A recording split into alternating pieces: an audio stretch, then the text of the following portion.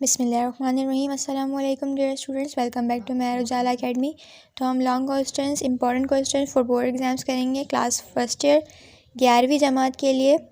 تو سوال ہے ہمارے پاس، منزل معاشرتی خصوصیات بیان کریں۔ اس کے 8 پوائنٹس ہیں، 8 ہیڈنگس ہیں۔ اس میں سے کوئی سی بھی آپ کو دے سکتے ہیں، 2 ہیڈنگس آ سکتی ہیں، 3 آ سکتی ہیں۔ میں آپ کو یہاں پر آٹوں جو ہے وہ ڈسکرائب کروا دوں گی۔ تو اسٹارٹ کرتے ہیں۔ تو اس میں پہلی ہے دیانتداری، ایفائے عہد، عدل و انصاف، احترام قانون، کسب حلال، ایثار، مساوات، صبر و استقلال۔ یہ 8 ہیڈنگ ہیں۔ تو پہلی ہے دیانتداری۔ اس کا مفہوم کی ہیڈنگ لگائیں گے۔ دیانت کا لفظ دین سے نکلا ہے، جو مذہب کا ہم معنی ہے۔ اردو میں لفظ دیانت ادائے امانت کے معنی میں شامل ہوتا ہے۔ دیانت کا متضاد خیانت ہے، جسے بد دیانتی کہتے ہیں۔ اہمیت: آپس میں لین دین کے معاملات میں جو اخلاقی جوہر مرکزی حیثیت رکھتا ہے وہ دیانتداری اور امانت ہے۔ اس سے مقصود یہ ہے کہ انسان اپنے کاروبار میں ایماندار ہو، جس پر جتنا حق ہو اس کو پوری دیانت سے رتی ادا کرے۔ اس کو عربی میں امانت کہتے ہیں۔ یاد رہے کہ دیانتداری کا دائرہ صرف روپے، پیسے، جائیداد اور مالی اشیاء تک محدود نہیں، بلکہ ہر قانونی اور اخلاقی دیانت تک وسیع ہے۔ ملازم کا اپنی ملازمت کی ذمہ داریوں کا صحیح طریقے سے پورا سر انجام دینا بھی دیانت ہے۔ قرآن کی روشنی میں: قرآن مجید میں امانت و دیانتداری پر بہت زور دیا گیا ہے، اور جو اپنی امانتوں اور اقراروں کو محفوظ رکھتے ہیں۔ حدیث کی روشنی میں: احادیث مبارکہ میں بھی دیانتداری پر زور دیا گیا ہے، جیسا کہ ان احادیث مبارکہ سے ظاہر ہے۔ جس میں دیانت نہیں، اس میں ایمان نہیں۔ محفل میں بھی کی جانے والی باتیں بھی امانت ہیں۔ جس سے مشورہ چاہا جائے اس کو امانت سپرد کی جاتی ہے۔ منافق کی 3 نشانیاں ہیں: جب بات کرے تو جھوٹ بولے، وعدہ کرے تو وعدہ خلافی کرے، جب امانت رکھی جائے تو خیانت کرے۔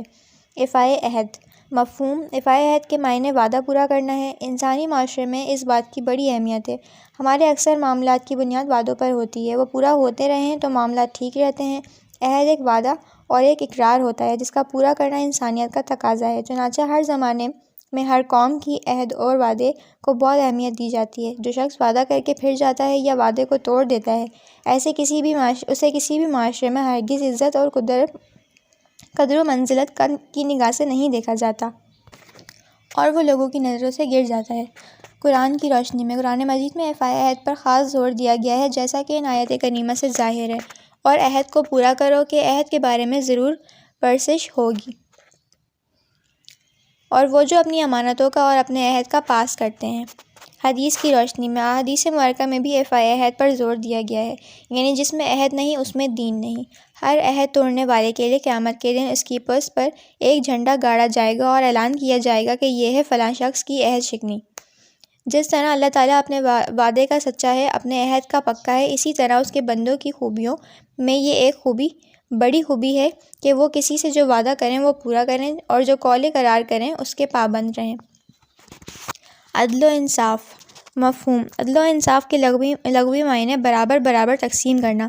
اس کا اہم معنی لفظ دوسرا انصاف ہے، جس کا معنی ہے نصف بانٹنا اور صحیح تقسیم کرنا، جس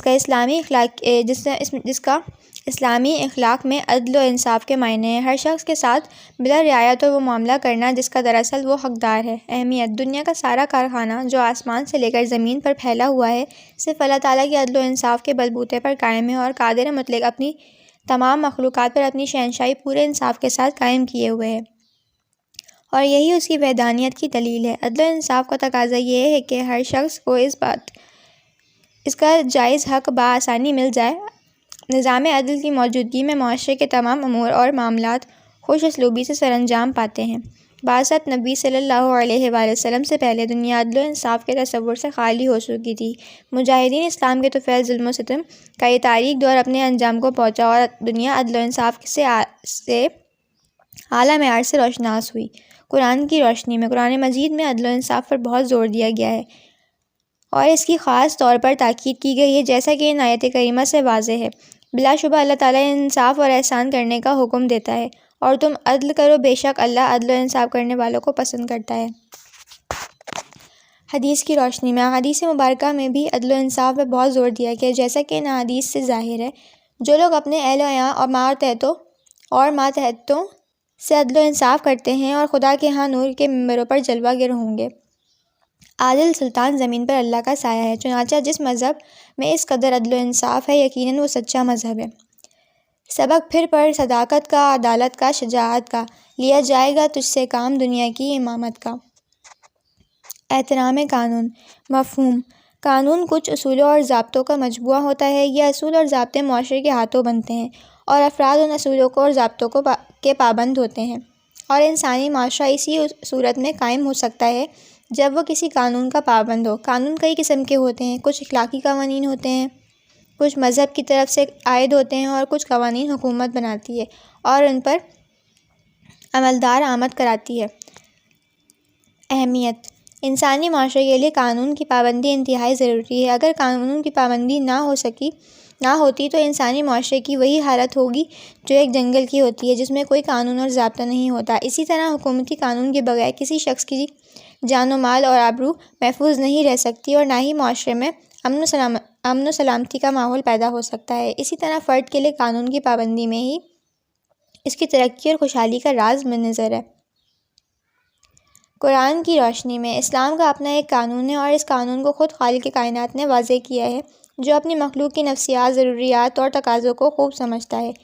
یہ قانون قرآن مجید کی صورت میں رسول اکرم صلی اللہ علیہ وآلہ وسلم پر نازل کیا گیا اور حضور نے یہ قانون عملی طور پر پیش فرمایا اور اسے نافذ کیا۔ قرآن مجید میں ارشاد ہے، اور اللہ کی زمین میں فساد پھیلانے والے مت بنو۔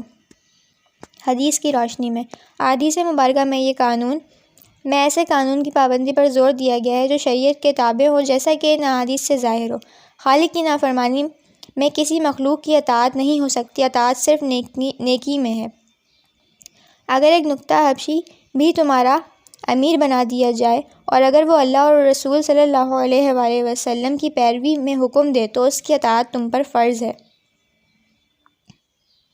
چنانچہ انسانیت کی نجات، سرخروئی، کامیابی اور حقیقی ترقی کا راز ہے اسی قانون کی پابندی میں ہے۔ اگر ہم اسلام کے بتائے ہوئے قانون پر صحیح معنوں میں عمل کریں تو ہمارے تمام مسائل بطریق احسن حل ہو سکتے ہیں اور ہم دین و دنیا میں سرخروئی حاصل کر سکتے ہیں۔ کسب حلال۔ مفہوم: کسب حلال کا مطلب ہے جائز اور حلال طریقے سے روزی کمانا۔ انسان کا ذریعہ معاش ایسا ہونا چاہیے جو شرعی، اخلاقی اور قانونی طور پر جائز اور مناسب ہو، جس پر خدا راضی اور ضمیر مطمئن ہو۔ دوسرے لفظوں میں کسب حلال کے معنی اللہ کے رسول کے بتائے ہوئے طریقوں سے روزی کمانا ہے، یعنی وہ کمائی جس میں انسان کی محنت و مشقت کو دخل حاصل ہو۔ اہمیت: قرآن و حدیث میں کسب حلال کی جتنی اہمیت بیان کی گئی ہے وہ اس امر کو ثابت کرتی ہے کہ اسلام کے معاشی اور اقتصادی نظام میں صرف جائز اور حلال رزق کو فروغ دینے کی کوشش کی جاتی ہے اور تمام حرام اور ناجائز ذرائع کا مکمل طور پر انسداد کیا جاتا ہے، اور خدا کی عبادت اور اطاعت کا اصل مقصد اسی وقت حاصل ہو سکتا ہے جب انسان حلال کمائی کو اپنا شعار بنائے۔ قرآن کی روشنی میں قرآن مجید میں حلال اور طیب کمائی، رزق حلال اور کسب حلال پر زور دیا گیا ہے، جیسا کہ اس آیت کریمہ سے ظاہر ہوتا ہے، اور تم لوگ آپس میں ایک دوسرے کے مال ناروا طریقے سے نہ کھاؤ۔ حدیث کی روشنی میں احادیث مبارکہ میں بھی کسب حلال اور پاکیزہ روزی پر بہت زور دیا گیا ہے، جیسا کہ ان احادیث سے واضح ہے۔ حرام رزق پر پلنے والے جسم کو جہنم ہی کا ایندھن بنانا چاہیے۔ فرض کے بعد، یعنی ان فرائض کے بعد جو خدا کے مقرر کیے ہیں، حلال کمائی بھی فرض ہے۔ جو بندہ مال حرام کھائے اس کا صدقہ قبول نہیں ہوتا۔ وہ مال حرام سے وہ شخص جو کچھ بھی اپنی ذات یا اہل و عیال پر خرچ کرے اس میں برکت نہیں ہوتی، اور جو شخص مال حرام کو مرنے کے بعد چھوڑ جائے وہ اس کے لیے دوزخ کا توشہ ہے۔ یعنی محنت سے روزی کمانے والا اللہ کا دوست ہے۔ جو چیز تجھ کو شک میں ڈالے اس کو چھوڑ دے، اور اس چیز کی جانب توجہ کو جو تجھ کو شک میں نہ ڈالے، اس لیے کہ حق اور سچائی دل کے لیے اطمینان بخش چیز ہے۔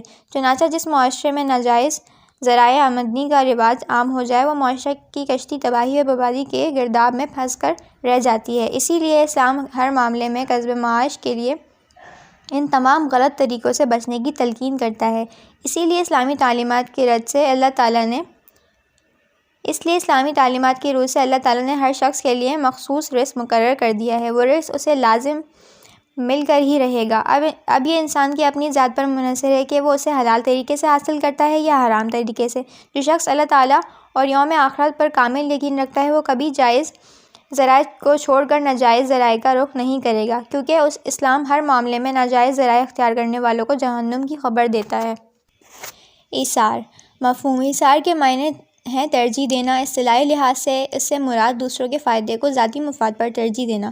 اردو میں لفظ قربانی اسی مفہوم کے لیے استعمال ہوتا ہے۔ دنیا پرستی اگر انسان کو خود غرضی اور مفاد پرستی سکھاتی ہے تو خدا پرستی اس میں جذبہ ایثار قربانی کا جذبہ پیدا کرتی ہے۔ وہ خود تکلیف اٹھا کر خلق خدا کو راحت و آرام پہنچاتا ہے، یعنی اس کا عمل خدا کے حضور میں شرف قبولیت پائے گا اور آخری نعمتوں کے حصول کا سبب بنے گا۔ قرآن کی روشنی میں قرآن مجید میں جذبہ ایثار کو بہت سراہا گیا ہے اور اس کی خوب ترغیب دی ہے، جیسا کہ ان آیات کریمہ سے ظاہر ہے۔ اور بھلائی کرو تاکہ تم کامیاب ہو جاؤ، بے شک اللہ احسان کرنے والوں کو پسند کرتا ہے۔ حدیث کی روشنی میں احادیث مبارکہ میں بھی ایثار و قربانی کی بہت ترغیب دی گئی ہے، جیسا کہ ان احادیث سے ظاہر ہے۔ بھوکوں کو کھانا کھلاؤ اور بیماروں کی تیمارداری کرو۔ جو شخص اپنے بھائی کی ضرورت پوری کرے اللہ اس کی حاجت روائی کرے گا۔ تم میں سے کوئی شخص ایماندار نہیں ہو سکتا جب تک وہ اپنے بھائی کے لیے وہی کچھ پسند نہ کرے جو اپنے لیے پسند کرتا ہے، یعنی تم زمین والوں پر رحم کرو، آسمان والا تم پر رحم کرے گا۔ اسوہ رسول صلی اللہ علیہ وآلہ وسلم دیگر اخلاق حسنہ کی طرح رسول اکرم صلی اللہ علیہ وآلہ وسلم ایثار و سخاوت کا بہترین نمونہ تھے۔ حضور صلی اللہ علیہ وآلہ وسلم حکمران ہوتے ہوئے بھی انتہائی سادہ اور غریبانہ زندگی بسر کرتے تھے۔ خانہ مبارک میں ہفتوں چولہا نہیں جلتا تھا، لیکن حضور صلی اللہ علیہ وآلہ وسلم کے گھر سے کوئی سائل محروم نہیں جاتا تھا۔ اپنے پاس کچھ موجود نہ ہوتا تو قرض لے کر حاجت مند کی ضرورت پوری کر دیتے تھے۔ ایسا کوئی محبوب نہ ہوگا نہ کہیں ہے، بیٹھا ہے چٹائی پر مگر عرش نشین ہے۔ چنانچہ ایثار کے اس جذبے کو ان واقعات سے ہمیں یہ سبق ملتا ہے کہ ہمیشہ ہمیں ملک و ملت اور انسانیت کے لیے ایثار و قربانی سے کام لینا چاہیے۔ لہٰذا ہر مسلمان کا فرض ہے کہ وہ دوسروں کے لیے اپنی سہولتوں اور آرام کو قربانی دے اور دوسروں کی ضروریات کو پورا کرے۔ یہی ایثار کا تقاضا ہے، یہی عبادت، یہی دین و ایمان کہ کام آئے دنیا میں انسان کے انسان۔ مساوات مفہوم مساوات کے معنی ہیں برابری۔ معاشرتی خوبیوں میں مساوات کا مقام بہت اونچا ہے۔ اسلام میں مساوات سے مراد قانونی مساوات اور معاشرتی مساوات ہے۔ قانونی مساوات سے یہ مراد ہے کہ تمام افراد کے لیے ایک ہی قانون اور قانون کی نظر میں سب برابر ہیں۔ امیر ہو یا غریب، غلام ہو یا آقا، عالم ہو یا جاہل، سب کے لیے قانون کی پابندی کرنا یکساں برابر ہے۔ معاشرتی مساوات سے یہ مراد ہے کہ کسی کو کسی قسم کی سماجی تقریبات میں عبادت کے موقع پر یا عام اجتماعی زندگی میں اولیت، برتری یا فضیلت حاصل نہیں ہے۔ ایک ہی صف میں کھڑے ہو گئے محمود و ایاز، نہ کوئی بندہ رہا نہ کوئی بندہ نواز۔ قرآن کی روشنی میں قرآن مجید نے یہ تصور پیش کیا کہ قانونی اور معاشرتی لحاظ سے سب انسان برابر ہیں۔ کسی کو دوسرے پر اگر کوئی فضیلت اور برتری حاصل ہے تو صرف نیکی کے معیار پہ، رنگ، نسل، خون اور ذات برادران میں سے کوئی بھی چیز معیار فضیلت نہیں، جیسا کہ قرآن مجید میں ارشاد ہوتا ہے، اور اللہ ہی کے لیے عزت ہے اور اس کے رسول صلی اللہ علیہ وآلہ وسلم کے لیے اور مومنوں کے لیے۔ حدیث کی روشنی میں احادیث مبارکہ میں بھی مساوات پر بہت زور دیا گیا ہے، جیسا کہ ان احادیث سے ظاہر ہے۔ خطبہ حجۃ الوداع میں فرمایا، لوگو بے شک تمہارا رب ایک اور بے شک تمہارا باپ ایک ہے۔ عربی کو عجمی پر اور عجمی کو عربی پر کوئی برتری نہیں، مگر تقویٰ کے سبب حضور صلی اللہ علیہ وآلہ وسلم نے شدت کے ساتھ اس سے روکا کہ کوئی انسان دوسرے انسان کو خواہ وہ کیسے ہی ادنیٰ درجے کا ہو یا غلام یا باندھی کہے، کیونکہ سب اللہ تعالیٰ کے ہی غلام ہیں۔ اسی طرح غلاموں کو فرمایا کہ اپنے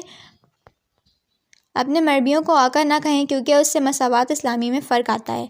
اسوہ رسول صلی اللہ علیہ وآلہ وسلم رسول اللہ صلی اللہ علیہ وآلہ وسلم خیر البشر اور سید الانبیاء تھے، لیکن آپ صلی اللہ علیہ وآلہ وسلم نے اپنی امت کے لیے مساوات کا بہترین نمونہ پیش فرمایا اور عام زندگی میں اپنے لیے امتیاز کے طلبگار نہ ہوئے خصوصی حقوق اور امتیاز کے طلبگار نہ ہوئے۔ بس اس سے ظاہر ہوتا ہے کہ رسول اللہ صلی اللہ علیہ وآلہ وسلم کی بہترین تربیت اور فیض صحبت کا اثر تھا کہ صحابہ کرام رضی اللہ تعالیٰ عنہ کی زندگی بھی مساوات کا بہترین نمونہ تھی۔ صبر و استقلال مفہوم صبر کے لغوی معنی روکنے اور سہارے کے ہیں، یعنی اپنے نفس و اضطراب اور گھبراہٹ سے روکنے کے لیے، اور یہی صبر کی حقیقت ہے۔ قرآن کے نزدیک صبر کی تعریف یہ ہے کہ راہ حق پر چلتے ہوئے صدموں، تکالیف، رکاوٹوں، مخالفتوں اور ناگواریوں کو برداشت کرنا اور ہر قسم کے نامواقف حالات کے باوجود نیکی اور سچائی کی راہ پر ڈٹے رہنا صبر ہے۔ استقلال۔ صبر کے لغوی معنی استحکام اور مضبوطی کے ہیں اور اسے استقامت بھی کہتے ہیں، جس کے لغوی معنی سیدھا رہنا اور سیدھے چلنا ہے، اور اس سے مقصود یہ ہے کہ جس بات کو حق سمجھا جائے اس پر قائم رہا جائے، ہر خطرے کو برداشت کیا جائے مگر حق سے منہ نہ پھیرا جائے اور اس راستے پر ثابت قدمی سے چلا جائے۔ فضیلت و اہمیت۔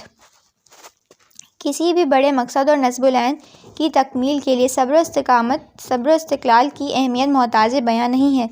تاریخ گواہ ہے کہ کسی بھی تحریک کی کامیابی کے لیے صبر و استقلال لازمی اسباب ہیں۔ قرآن مجید میں بھی صبر کا ذکر تقریباً 75 مرتبہ آیا ہے۔ عملی طور پر رسول اللہ صلی اللہ علیہ وآلہ وسلم کی حیات طیبہ صبر و استقلال کی اعلیٰ اور روشن نمونہ ہے۔ آپ صلی اللہ علیہ وآلہ وسلم کی زندگی کا ایک ایک لمحہ صبر و ثبات اور عزت و استقلال کا منہ بولتا نمونہ ہے۔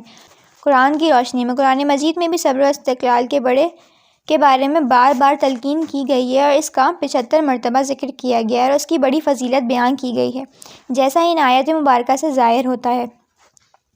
بس صبر کرو، انجام کار متقیوں ہی کے حق میں ہے، اور ہم ضرور صبر سے کام لینے والوں کو اجران سے بہترین اعمال کے مطابق دیں گے۔ حدیث کی روشنی میں احادیث مبارکہ میں بھی صبر و استقلال کی بہت تاکید کی گئی ہے اور اس کے بڑے فضائل بیان کیے گئے ہیں، جیسا کہ ان احادیث سے ظاہر ہے۔